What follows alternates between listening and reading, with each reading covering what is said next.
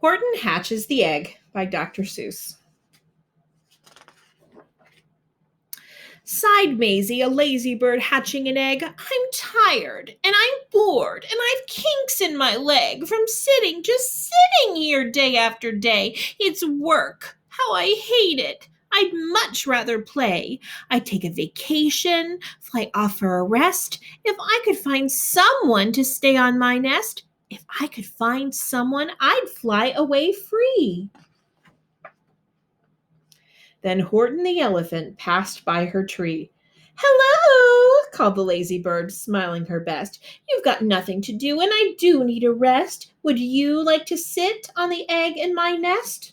The elephant laughed. Why, of all silly things, I haven't feathers, and I haven't wings. Me on your egg? Why, that doesn't make sense. Your egg is so small, ma'am, and I'm so immense. Tut, tut, answered Maisie. I know you're not small, but I'm sure you can do it. No trouble at all. Just sit on it softly. You're gentle and kind. Come, be a good fellow. I know you won't mind. I can't, said the elephant. Please, begged the bird.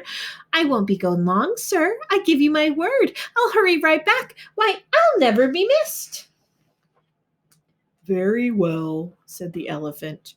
If you insist. You want a vacation? Go fly off and take it. I'll sit on your egg, and I'll try not to break it. I'll stay and be faithful. I mean what I say. Toodaloo, sang out Maisie, and fluttered away.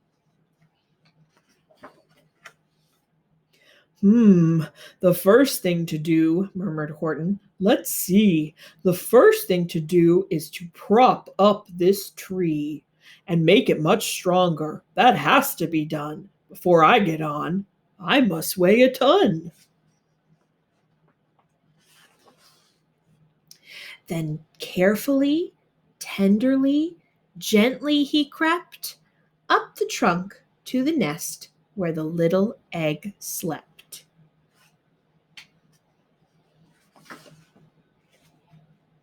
Then Horton the elephant smiled. Now that's that. And he sat, and he sat, and he sat, and he sat. And he sat all that day, and he kept the egg warm, and he sat all that night through a terrible storm. It poured, and it lightened, it thundered, it rumbled. This isn't much fun, the poor elephant grumbled. I wish she'd come back, 'cause I'm cold and I'm wet. I hope that Maisie bird doesn't forget. But Maisie, by this time, was far beyond reach, enjoying the sunshine way off in Palm Beach, and having such fun, such a wonderful rest, decided she'd never go back to her nest. So Horton kept sitting there day after day, and soon it was autumn. The leaves blew away. Then came the winter, the snow and the sleet. The icicles hung from his trunk and his feet. But Horton kept sitting and said with a sneeze, I'll stay on this egg, and I won't let it freeze. I meant what I said, and I said what I meant. An elephant's faithful 100%. So poor Horton sat there the whole winter through, and then springtime came with troubles anew. His friends gathered round, and they shouted with glee, Look!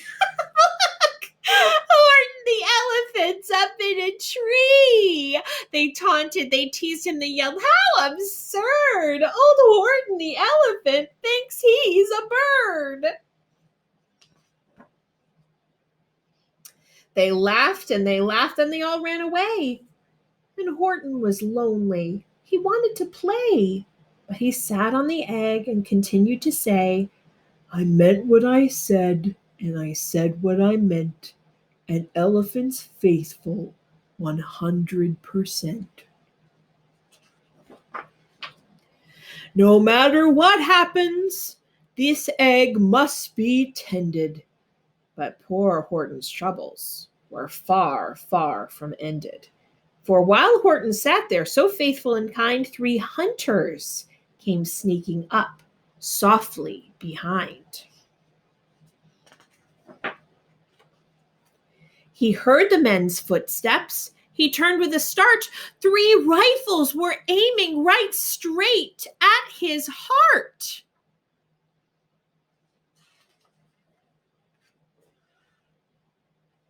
Did he run? He did not.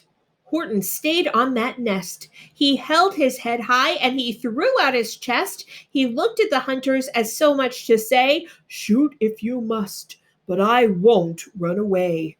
I meant what I said, and I said what I meant. An elephant's faithful 100%."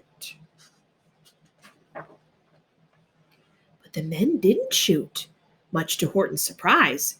They dropped their 3 guns and they stared with wide eyes. "Look!" they all shouted. "Can such a thing be? An elephant sitting on top of a tree? It's strange. It's amazing. It's wonderful. New. Don't shoot him. We'll catch him. That's just what we'll do. Let's take him alive. Why, he's terribly funny. We sell him back home to a circus for money." And the first thing he knew, they had built a big wagon with ropes on the front for the pullers to drag on. They tug up his tree and they put it inside with Horton so sad that he practically cried. "We're off," the men shouted, and off they all went, with Horton unhappy 100%. Up out of the jungle, up into the sky, up over the mountains 10,000 feet high. Then down, down the mountains and down to the sea went the cart with the elephant, egg, nest, and tree. Then out of the wagon and onto a ship, out over the ocean, and oh, what a trip! Rolling and tossing and splashed with the spray. And Horton said day after day after day, "Oh, I meant what I said, and I said what I meant. Oh, but oh, I am seasick 100%. After bobbing around for 2 weeks like a cork, they landed at last in the town of New York. "All ashore!" the men shouted, and down with a lurch went Horton the elephant, still on his perch. Tied onto a board that could scarcely hold him, bump! Horton landed, and then the men sold him. Sold to a circus! Then week after week, they showed him to people at 10 cents a peek. They took him to Boston, to Kalamazoo, Chicago, Weehawken, and Washington, too, to Dayton, Ohio, St. Paul, Minnesota, to Wichita, Kansas, and Drake, North Dakota. And everywhere, thousands of folks flocked to see and laugh at the elephant up in a tree. Poor Horton grew sadder the farther he went, but he said as he sat in his hot, noisy tent, "I meant what I said, and I said what I meant. An elephant's faithful 100%. Then one day, the circus show happened to reach a town way down south, not so far from Palm Beach. And dawdling along way up high in the sky, who of all people should chance to fly by but that good old-for-nothing bird, Runaway Maisie, still on vacation and still just as lazy. And spying the flags in the tents just below, she sang out, "Oh, what fun! I'll go to a show."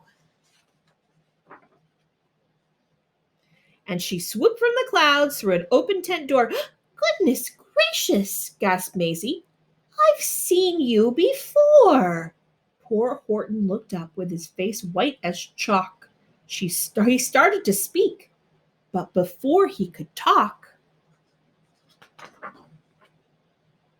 there rang out the noisiest, ear-splitting squeaks from the egg that he'd sat on for 51 weeks.